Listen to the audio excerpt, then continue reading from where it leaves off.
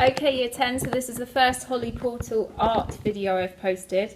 What you need to do is follow the video and the demonstration in class and create your own photoshopped 2 images. You can use these 2 computers in the art room, and I've also printed you a worksheet which will help you if you get stuck. Okay, good luck. So Year 10, you're going to learn how to merge 2 images or more together. Your screen might look a little bit different to mine just because I've got Photoshop and Apple and different icons going on. So what you need to do is open up Photoshop. You can go File, Open, find your image wherever it is. Mine's saved on the desktop.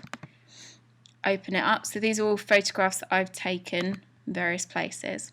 What you're going to do is you may have lots of different images open at the top, which you want to merge together.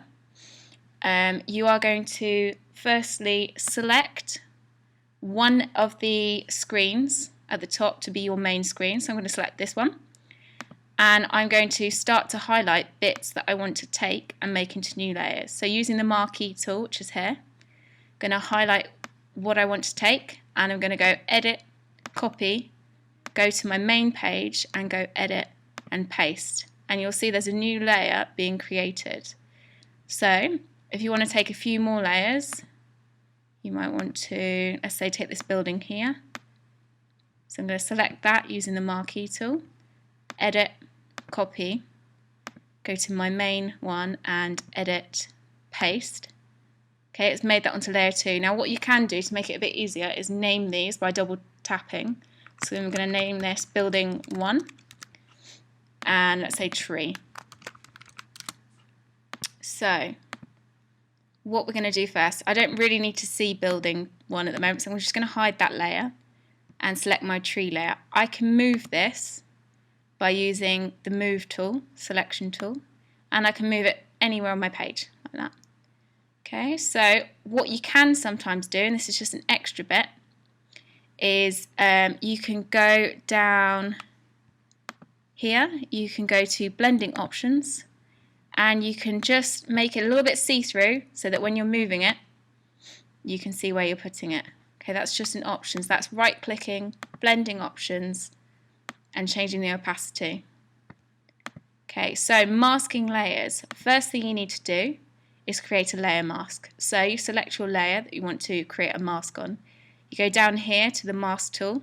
If you hover over it, it should say add layer mask. You need to make sure you always have the white sheet selected. Okay, so it's almost like putting a transparent layer on top of your image so that you can't damage the image. So you're going to select the brush tool, and really important, and it says on your worksheet as well, anytime where you have black at the top, so you can switch these around here, anytime where you have black at the top, you are using the brush tool to remove the top image. Okay, so if you see, if I start drawing in now, I'm removing. And if you switch it around to white, I'm adding. So that's really important to know which way around it is. So if I want to remove a lot of content, you can make the pixels a lot higher, so that if you see the brush tool gets a lot bigger. At the moment, you should make sure it's on 100% because you're trying to remove everything that you don't want to be there. And then what you can do is you can start to play around with the opacity to make some bits come through a little bit more softly than others. And you may need to change the brush size as you're doing this. So it's kind of playing around. You might need to add some bits a little bit more, make sure the image fits. Maybe you want to make it slightly softer. You might find you get streaky lines, and what you can do is hide the background and you can see where all your streaky lines are, which means it's really easy then to get rid of them. Okay, like that. One mistake you could make, try not to, is if you've got your layers visible, if you don't have your layer mask selected and you start painting on it, you may find you either get a white or a different coloured layer. And if that happens, you just go Edit, Step Backwards. just to get rid of it. And you should see everything that you've added and removed on the layer mask. Okay. Don't forget you can still move that mask. It's separate. You can move over here. You could do Command and T. And if you hold down Shift, you can resize it, put it somewhere else in the picture.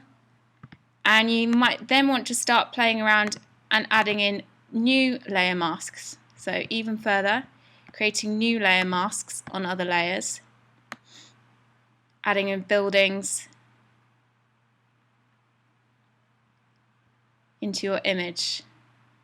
Really simple, but really, really effective. And what you could start to do with your cities project is to merge different buildings together to create your own cities with different styles, or to create people in a street and put lots of different people where they don't actually exist.